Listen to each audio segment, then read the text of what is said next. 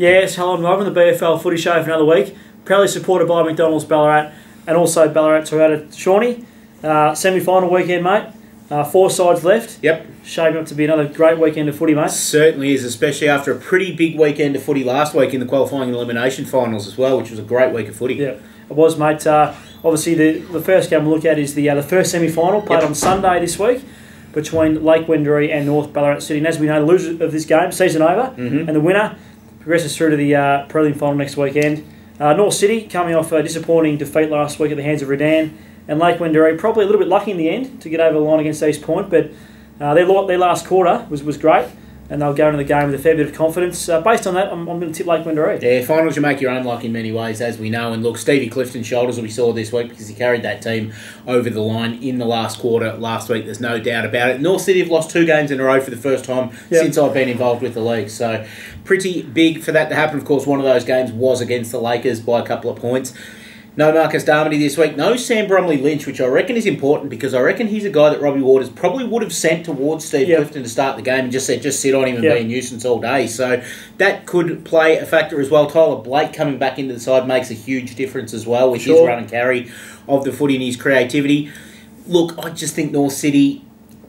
I still think they can do it. Derek Micallef comes back in this week. He should be right to go. It'll be interesting to see how he does go early on. Of course, a very hard matchup deep forward as well. And if Sean Lyle can get up and going, we know how dangerous a forward he can be. I just feel North City still just with Derek Micallef. He obviously didn't play last week. He played his first game back in the seniors a week before against Lake Wendouree. Yep.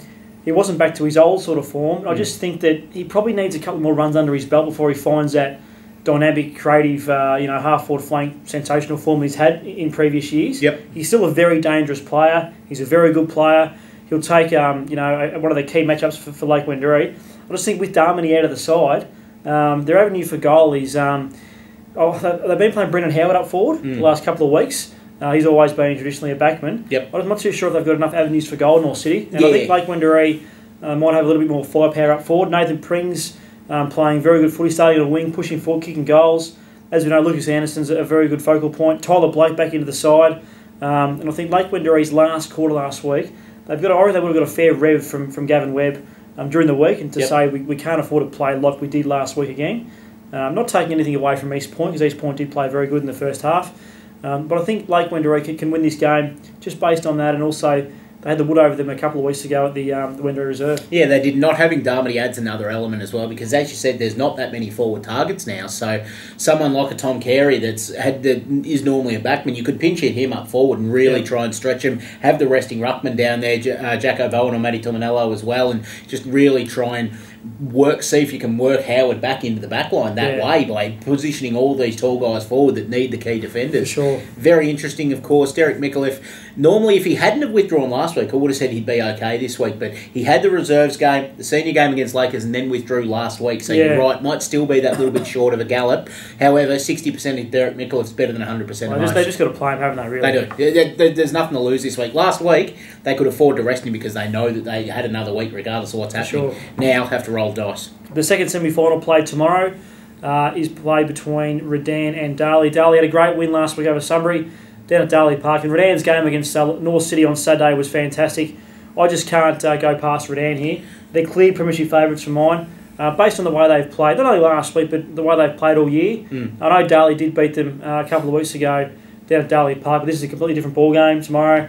I think Redan will have a good win. Yeah, a couple of key things to come out of this game. Obviously, Darley have travelled down to Ballarat this year to play each of these 3 sides and come home with 0 points out of it. Yep. Yes, they beat Redan a couple of weeks ago, and they're going to take that in. Obviously, they're going to take that in and use that tomorrow. Jake Edwards down back in recent weeks has been really good for them. They'll need that tomorrow with Grant Bell, Brenton Reardon, and Dan Collitt all kicking multiple goals last week. I think there was 13 goals between those 3 players, so they're in form up forward, and they're going to need someone to mind them. Yeah. Having said that, 2 years ago, Redan in this exact same position. They came in, they played North City in a preliminary final and belted them.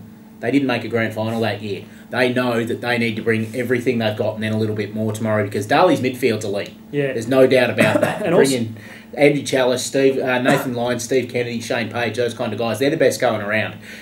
Although, on the other side, Nathan Horbury, Chris Giampolo, Callum Curry, they're probably your other best set of 3 on balls in the league. And we shouldn't forget to mention that, look, Darley probably 4 or 5 weeks ago weren't playing that well. 3 weeks ago. 3 weeks ago they weren't playing well. They had a really good win against Redan in the last round of the season, and their form last week was outstanding. I think they kicked out 9 of the first 10 goals in the game. Well, actually, they held Sunbury to 2 goals. Sunbury kicked 2 goals for the game. So, Dane Grenfell has been in super form for Darley.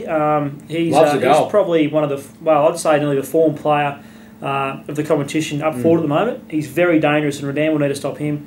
And obviously Shane O'Brien back into the Darley side tomorrow as well. Yes, obviously some big names coming back in there, and you're right about Dane Grenfell. When he's up and going, it makes them that much more dangerous. Reece Ellis hasn't kicked the goals in the second half of the season, did in the first half. If he can find a lease of life tomorrow, it makes it dangerous. You've got the Inglis boys at the feet as well, really chipping away. There's no doubt Darley got the firepower. Just feel Redan travelling that little bit better at the moment.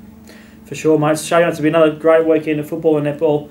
No doubt you'll be keeping an eye on the live scores throughout the weekend, mate. Definitely will be, mate. We'll make sure, actually, after we do this, I'm going to go and make sure that all my live scores are updated for the weekend, so it's pointing to the right spots. So we'll make sure we get that going and keep an eye on that on the BFL's app through T-Map. Very good, Shawnee. Thanks for joining us in the BFL Footy Show, mate. This time next week we'll be previewing the big prelim final. We will. And we will have a fair idea, we will know who's progressed through to the grand final. So we'll know one of them anyway. Hope to see you with the football and netball this weekend. A great weekend shaping up in the Ballarat Football Netball League. Goodbye for now.